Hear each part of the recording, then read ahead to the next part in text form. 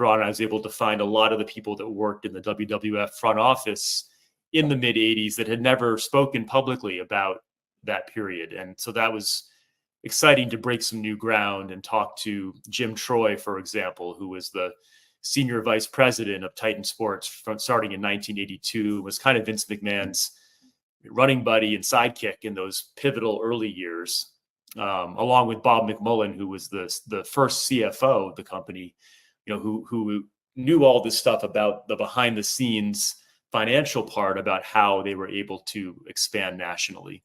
That is a fascinating little window of time there where Vincent Kennedy McMahon, Vince McMahon Jr., had bought the company from his dad pretty much in secret in June of 1982 for $1 million.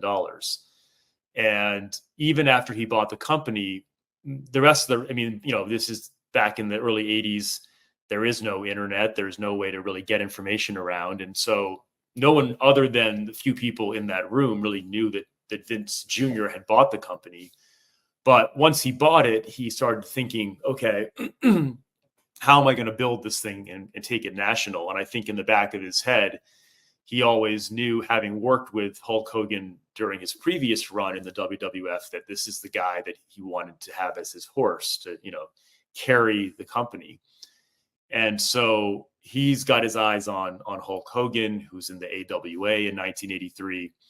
And in this book, I was able to get some of this backstory where Vince McMahon hires a photographer and a writer from a newspaper in upstate New York to come in mid-1983 to launch his new WWF only magazine called Victory Magazine. That may have seemed like a small thing, but it was actually a very big thing strategically, because what he then did is he sent the photographer and who's named Steve Taylor and the editor, the writer, Ed Holinsky, and he would send them to different territories like the AWA and say, hey, we're going to run a story in our magazine about you. Can we send our writer and our photographer?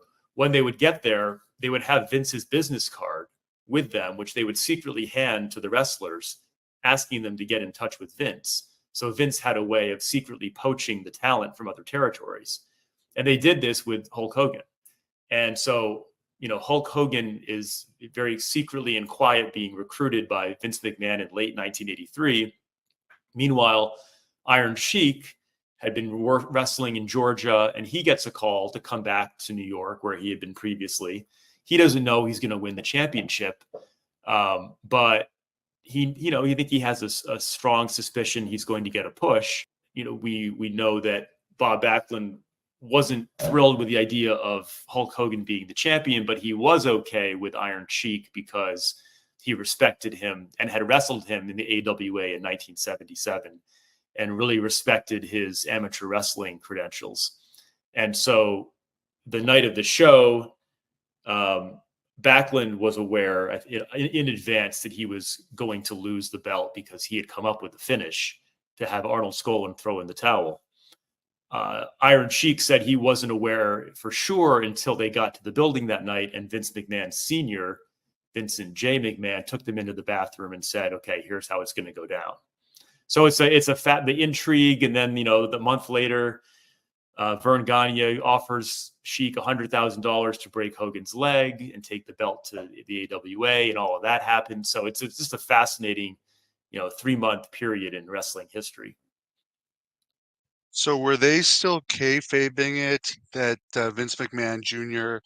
had bought the company to the boys at that point, or was there some type of meeting and announcement about that? Yeah, they were still, when I got Bill Eadie's testimony from his lawsuit against Vince when he sued him in 1991, and he does this long deposition where they're interviewing him about his run as the Masked Superstar in 1983, 84. And Bill basically is saying under oath that, yeah, Vince, Vince Jr. was just the announcer, and we just thought of him as the announcer and the boss's son, but not the boss. And to the point where at one point Vince Jr. wanted him to take off his mask, and Bill Eadie didn't want to. And so Bill had to kind of go to Vince Sr. and have him pull rank. And it's all this fascinating, again, sort of new information that has come out from this research, because that story only exists in this deposition, which only exists in hard copy in a storage facility in Bridgeport, Connecticut. They always say Vince Sr. never would have sold to Vince Jr. had he known Vince Jr.'s expansion plans. In your research, could you confirm that at all? Not directly, because I didn't get to, Vince wouldn't, not surprisingly, wouldn't talk to me. And I think he's one of the only people still alive that might really know the answer to that. Like Jim Barnett has passed away. He was in the front office. People like Gorilla Monsoon, they might know, but they're all gone. Linda McMahon would know, but she wouldn't talk to me. So my suspicion based on circumstantial evidence is that he would not have approved of all the things that Vince did, but that he would have been okay with Vince, overall Vince's effort to go national, because I think it was in 1983, the WWF seceded from the NWA. And basically when Vince Jr. was getting pushback, Vince Sr., although reluctant, still said, okay, let's go off and let's do this.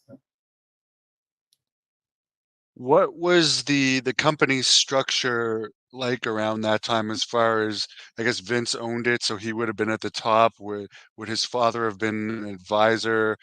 You mentioned Yep. Gorilla Monsoon. Yeah, I don't know. So in 1979, Vince incorporates Titan Sports, but he doesn't buy the company. He does that with Linda.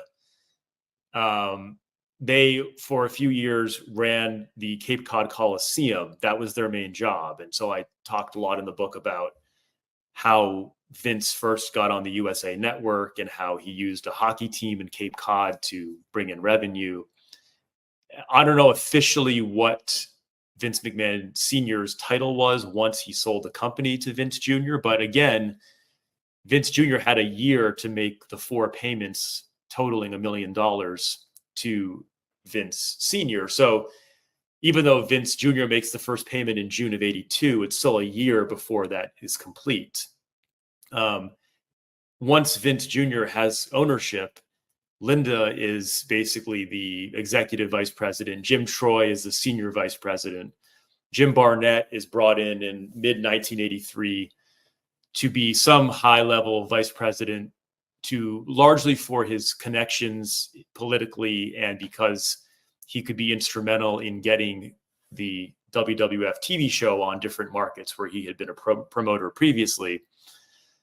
Joe Perkins was the guy in charge of also the syndication and the TV stuff.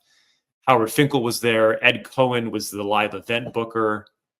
And then, there's another handful of employees. But in that when they moved to Greenwich, Connecticut in the fall of '83, the whole company was probably like 20 people. I mean, it was not